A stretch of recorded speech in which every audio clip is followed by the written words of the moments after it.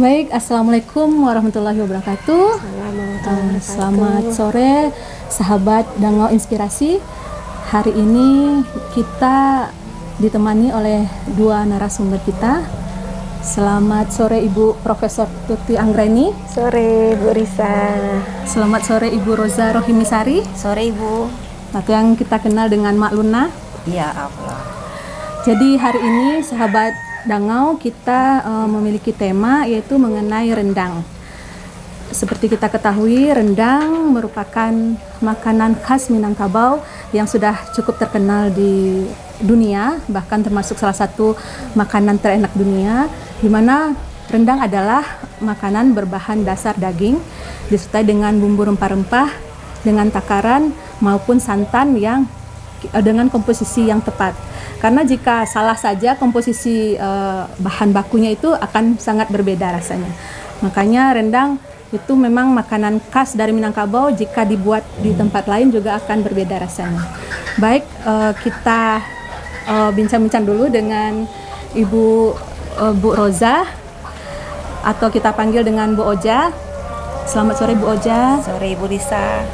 Bu Oja merupakan pengusaha lokal dari produk rendang lokan ya Bu Oja ya? Iya, rendang daging juga. Dibilang pengusaha belum juga, cuman masih kecil-kecilan lah gitu. Segan juga bilang pengusaha Ibu. Iya, nggak apa-apa Bu. Semua dimulai dari yang kecil. Semua pengusaha ini kita mulai dari yang kecil, nanti mudah-mudahan menjadi lebih besar. Amin. UMKM ya, UMKM, iya. Tepatnya barangkali. Bu Oja, kita ingin tahu itu bahan bakunya kalau rendang yang Bu Oja itu apa saja? Daging kita dagingnya daging premium ya. Kalau di sini terkenal dengan daging padang panjang ya. Gitu. Kalau bahan bakunya santannya kita santan ori, semua kayak bumbunya, bumbu halusnya, jahe itunya kita produksi sendiri, haluskan sendiri, bukan beli yang di pasar. Udah jadi, bukan beli siap. Misal kita beli jahe kilo, terus kita itu kan sendiri haluskan di rumah gitu kan. Kita racik sendiri ya Bu ya. Nah, jadi rendang kami kebetulan tanpa bahan penyedap, dan kami order tanya dulu konsumennya mau pedasnya bagaimana gitu. Begitu Ibu. Baik. Selama ini konsumen menginginkan yang pedasnya sedang, yang lebih manis atau yang agak pedas gitu Bu? Ini beragam konsumen saya, ada yang mau manis, ada yang pedas sekali gitu. Gitu. Jadi kita bikin dua, rendang manis dan rendang yang pedas. Setahu saya rendang Mak Luna itu lebih agak fokusnya ke lokan ya. Iya Bu betul Oja, betul. Ya? Dari lokannya itu sendiri agak kesulitan bahan bakunya atau tidak? Kalau lokan ini tergantung musimnya ya. Kalau pas di musim hujan kan susah tuh apanya. Jadi pas musim lokannya banyak, nah kami stok gitu. Kami ada freezernya kan, kami stok gitu. Biar lokan tidak alot. Nah, pengolahannya direbusnya pakai air kelapa. Oh, itu triknya, itu kuncinya sebenarnya ya. Iya. Saudara-saudari Dangau semua, sahabat Dangau Ketahuan semua. kan. Jadi ada triknya. Kadang memang kita makan sate lokan aja kadang alot ya, Bu Oja ya, sate lokannya. Jadi kan kita mau menjelang puasa sama Idul Fitri ini, biasanya permintaan pasarnya lebih meningkat atau bagaimana, Bu? Sampai dari 2017 ya Bu ya, produksinya ini insya Allah pas mau Ramadan tuh memang meningkat. Nah, berlipat-lipat ya. Gitu. Alhamdulillah ya. Gitu. Baik, kita beralih ke Bu Prof.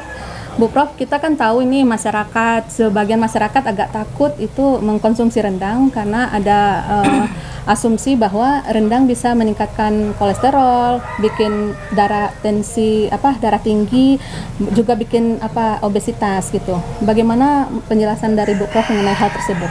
Ya, rendang kan itu komposisi utamanya pertama tentu saja santan ya, santan dari kelapa. Nah, santan dari kelapa ini non kolesterol, jadi dalam santan itu sama sekali tidak ada kolesterol ya. Tetapi di santan tentu saja yang namanya santan tentu dia kaya akan minyak ya, kandungan minyak. Nah, minyak ini adalah salah satu nutrisi dengan kandungan kalori yang tinggi, jadi dia menghasilkan energi yang tinggi. Jadi makanya kalau kita makan yang banyak lemak atau minyak, nah itu yang menyebabkan energinya banyak juga, kalorinya banyak juga diserap oleh tubuh gitu ya. Jadi mungkin itu dikait-kaitkan dengan obesitas ya, yang menyebabkan, karena memang dari minyak itu lebih tinggi menghasilkan energi dibandingkan dengan karbohidrat, protein gitu. Kolesterol kan dikait-kaitkan juga beberapa. Iya, kalau di santan itu tidak ada kolesterol. Nah, tetapi untuk bahan baku lainnya, jadi rendang itu kan di Sumatera Barat sendiri ada rendang dari daging sapi ya. Kemudian ada tadi Bu Oja juga produksi ada rendang lokan. Nah, ini tergantung lagi ke bahan baku ya. Jadi kalau daging, jadi daging itu sebenarnya ada mengandung kolesterol ya, di beberapa bagian itu banyak ya. Tetapi misalnya kalau kita menggunakan daging sapi ya, daging merahnya saja, nah ini dia cenderung lebih rendah kolesterolnya ya. Kecuali mungkin ya rendang itu ditambah dengan daging ada lemaknya, nah ini adalah sumber kolesterol gitu. Jadi tergantung ke bahan baku. Kemudian kalau lokan itu juga sebenarnya itu memang tinggi kolesterolnya kan, kerang-kerangan ya.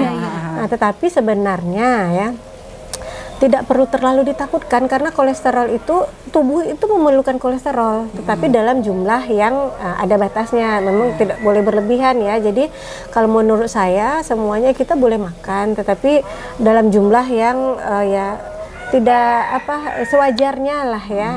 Tapi mungkin kecuali ya untuk memang orang yang sudah berusia lanjut ya, kadang-kadang kan memang karena metabolisme tubuh sulit ya, jadi memang dibatasi lah asupan kolesterolnya. Tetapi kalau rendang daging merah ya, nah itu rendah kolesterolnya.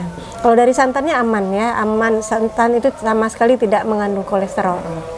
Jadi kira-kira kan tadi Bu Prof bilang dalam konsumsi yang wajar ya. Kira-kira berapa itu Bu? Apakah dipatok satu potong sehari atau bagaimana? Kira-kira porsi yang wajar tuh seberapa banyak itu? Jadi sebenarnya ya, jadi kalau kita mengkonsumsi daging-dagingan ya, yang satu lagi ditakutkan itu kan adalah asam urat sebenarnya ya. Asam urat dari purinnya, dari protein yang ada pada bahan yang kita konsumsi ya, apalagi seperti jeroan ya. Nah, itu yang juga kita takutkan selain kolesterolnya. Jadi mungkin yang diperbolehkan ya, jadi mungkin satu potong ya. Jadi itu sebenarnya saya tidak berani pula ya mengatakan bahwa harus satu potong, dua potong. Jadi ini tentu banyak juga kajiannya, sepotongnya itu berapa ukurannya, kemudian kita juga mengkonsumsinya dengan apa, variasinya dengan apa, kemudian sumber dagingnya bagaimana. Tentu kita harus melihat dari itu ya, itu harus diteliti lah. Ya. Tetapi mungkin ya satu potong kalau daging biasa ya, yang tidak ada lemak itu satu kali ya, dan jangan setiap hari. Nah, gitu. Itu aja mungkin ya. Terus itu juga kabarnya Bu, kan rendang ini kan dipanaskan terus menerus. Misalnya kita punya rendang nih, hari ini kita masak sekilo, habisnya cuma segini, terus besoknya kita panaskan lagi. Itu bikin meningkatkan kolesterol atau masih sama dengan kadar yang di awal tadi? Ya, jadi kalau untuk kolesterolnya sendiri tentu masih ada ya, masih ada. Tentu mungkin ini mungkin yang kita agak aware itu ya, pemanasan berulang-ulang ini untuk pangan berminyak malah ya. Jadi karena minyak itu adalah pangan yang agak gampang sekali terjadi teroksidasi, terhidrolisis, kemudian dengan ada panas dia akan terombak ya. Tapi mungkin Bu Oja mungkin juga udah lakukan ya, dipanaskan pun nggak masalah ya, aromanya masih bagus gitu ya. Nah, itu kenapa? Karena di pembuatan rendang sendiri kan kita menggunakan banyak bumbu-bumbuan, itu kaya akan bumbu-bumbu ya, jahe, kunyit, lemongrass itu ya. Kemudian dan daun-daunan banyak lagi ya, ada bawang dan segala macam. Nah, itu adalah senyawa-senyawa yang kita istilahkan dengan antioksidan ya. Itu antioksidasi, senyawa antioksidasi. Jadi untuk memperkuat rasa. Iya, selain dia untuk memberikan rasa, ya. Jadi rasa itu, makanya cita rasa rendang itu kan enak ya, karena komposisi spices ya, bumbu-bumbu itu kan dia ada minyak atsiri, mempunyai rasa khas, cita rasa khas ya. Nah, jadi itu juga akan memberi dia tahan terhadap minyak itu. Jadi minyak itu meskipun kita panaskan keesokan harinya berapa kali, 3 kali, ini masih bagus saja karena antioksidannya itu tadi. Ya, jadi minyaknya tidak langsung rusak itu karena antioksidan yang ada dari bumbu-bumbu tadi. Bahkan lemak diperlukan untuk tenaga ya Bu ya? Iya, lemak itu kan sumber, makanya sumber gizi itu kan ada 5 ya. Ini harus berimbang, ada karbohidrat, protein, lemak, vitamin, mineral. Salah satunya lemak ya, nggak boleh juga kita nggak makan lemak, itu nggak boleh karena itu kita butuhkan. Nah, tetapi makanya makan semuanya ini kita harus ada, tetapi dalam komposisi yang seimbang gitu. Ini mungkin juga perlu diimbangi dengan aktivitas fisik Ya, kali ya, Bu, iya. ada olahraganya. Iya, benar. Untuk Mak Luna sendiri, kira-kira nih apa lagi yang akan inovasi dari rendangnya ini sendiri? Apakah ada rendang, tapi rendang tunanya udah pernah juga ya? Udah pernah. Rendang ikan iya. berarti ya? Bu Prof juga konsumen saya. Iya. Rendang ayam. Iya, rendang ayam, Rendang tuna juga pernah ya Bu Prof Iya. ya. Berarti udah berbagai macam rendang, rendang, berbagai macam udah rendang. Bu Oja bikin ya. Iya. Udah ada BP POM-nya? Yang rendang lokan sudah, Sertifikat halalnya udah. sudah. Alhamdulillah. Ya, apalagi kan ini seperti dijelaskan ya, bahan baku itu sangat penting. Kalau dapur Nioja kan udah mempersiapkan semuanya sendiri ya. Jadi kita tahu ini tidak ada bahan pengawet, tidak ada yang berbahaya lah Iya, mungkin ya. iya. Jadi Apalagi bumbu-bumbu bumbunya dipakai. memang diracik Ya. sendiri, karena kalau yang di pasar itu kadang ada loh, tapi tidak semua, mungkin ada beberapa Ya. kasus ditemukan itu mengandung bahan pengawet untuk terus, bumbunya supaya awet gitu. Kalau beli jadi kebersihannya kurang, Betul. higienisnya kurang. Nah, karena ini saya masak mie juga untuk anak juga kan gitu. Iya, Nah, gitu.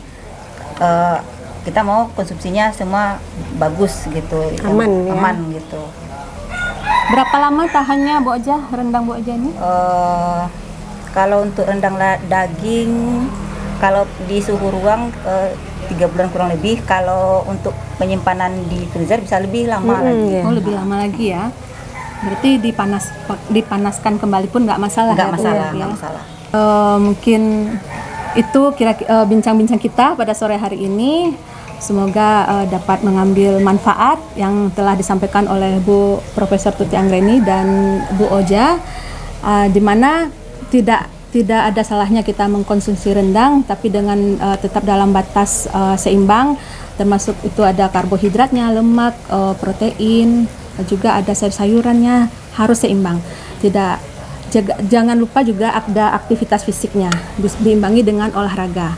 Kita juga bisa nanti, silakan bagi yang berminat untuk memesan rendang Mak Luna, bisa nanti komen jika ada. Jangan lupa follow IG-nya Dapur Mak Luna. Oke. Silakan di IG, di follow, di subscribe. Baik, terima kasih sahabat Dango Inspirasi. Kita tutup. Terima kasih Bu Prof, terima kasih Bu terima kasih Oja. juga, Bu Risa. Selamat sore. Assalamualaikum warahmatullahi wabarakatuh. Waalaikumsalam warahmatullahi wabarakatuh.